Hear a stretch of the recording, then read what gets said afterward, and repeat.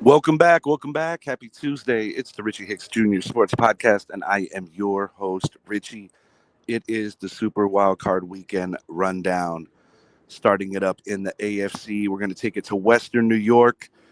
After a promising early drive by the Denver Broncos, and in what I thought was one of the more probable games for an upset, Buffalo Bills really turned it up. Defensively, they were able to take away a lot of Bo Nix's first reads. Josh Allen, very comfortable in the pocket for the majority of the game, and he had just enough help from pretty much everybody that plays offense. I thought the Bills' O line did an admirable job keeping the Denver pass rush off of Josh Allen for the most part, and the Bills, with a very big, convincing win, now await potential three-time league MVP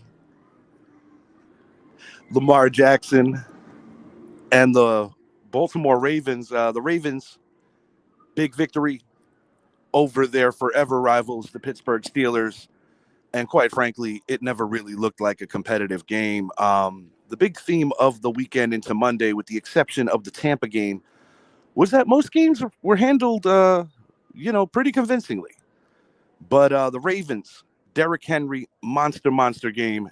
That is why they brought him in. They saw him as the missing piece, similar to how the Philadelphia Eagles viewed Saquon Barkley. Very convincing win for the Ravens at home. And a lot of times, historically in the playoffs, your best games happen to be the round two games. So I do believe that the Baltimore Ravens and the Buffalo Bills could potentially be the best game of this particular postseason.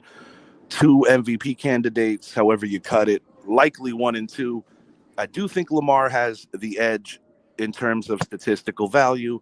I think Josh Allen has the edge in terms of what the word or words most valuable really means. But it's going to be a war. It's going to be a fun one. And I look forward to covering that on our next show. As as the rest of it goes, Kansas City, you know, a much needed week off. The Kansas City Chiefs definitely needed a week off to prep and prepare, and they're going to be welcoming in the Houston Texans, a team that they played a little less than a month ago in a game where Tank Dell went down. And that would have to be, in my opinion, the surprise of the weekend. I kind of flip flopped my pick and did ultimately take the Rams to beat the Vikings. So, 5-1 for the weekend in terms of predictions. But the one game I did get wrong was the Los Angeles Chargers and the Houston Texans. One of my good friends, follower of the show, Chris Williams, basically said that the Texans looked like the Chargers in that game. The Chargers looked like the Texans in terms of what they did down the stretch in the regular season, but a very convincing win for D'Amico Ryan's team. He really had them prepped. And I think the surprise more than anything is that Harbaugh just didn't appear to have his guys ready. And then, Justin Herbert, just a horrific game, 4 interceptions, and the Texans move on. And I must say, I do believe in that regard, the Kansas City Chiefs catch a break because I think playing either Denver or the Chargers would have been a little tougher because of the familiarity variable since they play twice a year. And it is very difficult to beat a team more than once in this league, let alone three times. In that case, it would have been the Chargers. They did split with Denver, but Denver undeniably was neck and neck with the Chiefs in the first game. A blocked field goal. And in the second game, can't really gauge a lot. Carson Wentz and basically the second and third teamers played to give all the main guys a rest. On to the NFC. Papa's Packers went down and went down hard. They had their opportunities to get the W in Philadelphia, but every time the Packers approach scoring position, the red zone, just a lot of blunders, a lot of mistakes. I like Jordan Love, but I think year three is going to be a big telltale on what kind of career he's going to have because this year you could kind of, give him a pass given some of the injuries. But year one, definitely better than year two as a starter for Jordan Love. And as those Eagles go, um, in my opinion, best secondary in the league, best O line in the league, best running back in the league. And when you have those three things working for you, it's going to be hard for somebody to go into Lincoln Financial Field and get the win. Saquon Barkley looked really good, really hungry. Jalen Hurts, minimal mistakes. The wide receivers, in addition to, just really killing it on the route tree, also doing a good job of downfield blocking.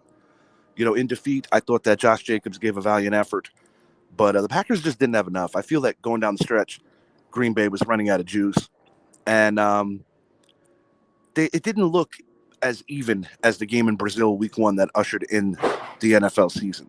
So I do believe that the Green Bay Packers got to go back to the drawing board if they want to keep pace with the two teams that ultimately finished better in the North, talking about the Minnesota Vikings and, of course, the one-seeded Detroit Lions.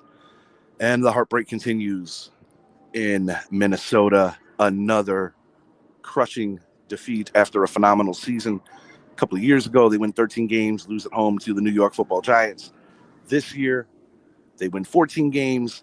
They lose on the season finale to Detroit, which sends them into a wild card situation. Then when you consider the wildfires that are going down in California, the game goes to a neutral venue in Arizona.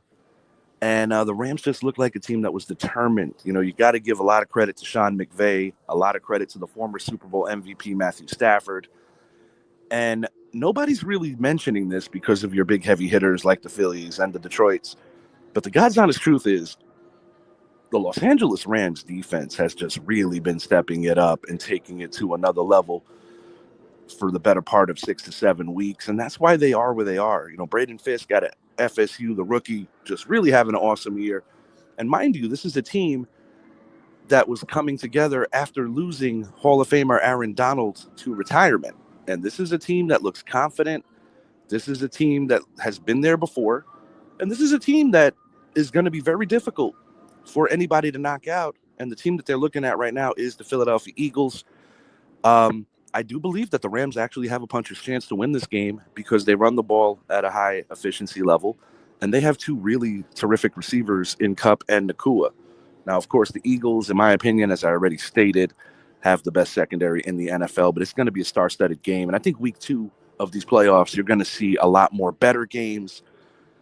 Some of the pretenders, so to speak, are right now sitting at home, and this is where the competition level and just, the entertainment value is going to go way up. So I do look forward to seeing how that plays out. The one-seeded Lions will be waiting on the Washington Commanders, and I must say, Commanders are a good team that is growing, but they're also a very fortunate team. If you just look at the way that they won and eliminated Tampa with that field goal, the uncharacteristic mistake by Baker Mayfield, who had a really terrific year, and even going back to the course of the season and seeing some of the ways that they've won some of these games, I think the magic really started happening truly with that Hail Mary against the Chicago Bears. And, speaking of magic, 5-time NBA champion Magic Johnson is one of the owners for this Washington Commander football team. And it was really cool seeing him excited and just serenading the veteran Terry McLaurin. This is a guy who has been team first, team always, and finally getting his crack at some real success in the NFL postseason. I, of course, do not have a dog in this fight because I am a devout New York Giants fan. But you do respect and root for certain players in this league. And Terry McLaurin is just an excellent human in addition to being a phenomenal football player. So congrats to Dan Quinn's team. Long time coming for the Commanders to pretty much do anything. And it looks like they finally got a lot of that stench away from the previous regime and the scandals associated with Dan Snyder. The Commanders are really going to be around for a while, and Jaden Daniels has just been a sensational quarterback. Going to get out of here for now. Look for us midweek for the preview of the next round of divisional playoffs. We got some heavy hitters. It's going to be a lot of fun. And we're going to talk some NBA as well as some NHL. I'm going to pitch a reason why my New York Rangers need to blow it up, as much as that pains me to say. I do think that the Rangers championship window has closed. Baseball around the corner, pitchers and catchers coming towards February. I am very much excited about that. And from a local standpoint, of course, I'm going to see my Yankees play Tampa. And I like the fact that they're using Steinbrenner Field. So, you can actually see the sky when these guys are playing now.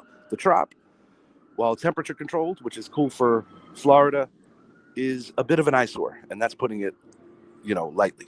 But until next time, I'm Richie. Have a great day, everyone.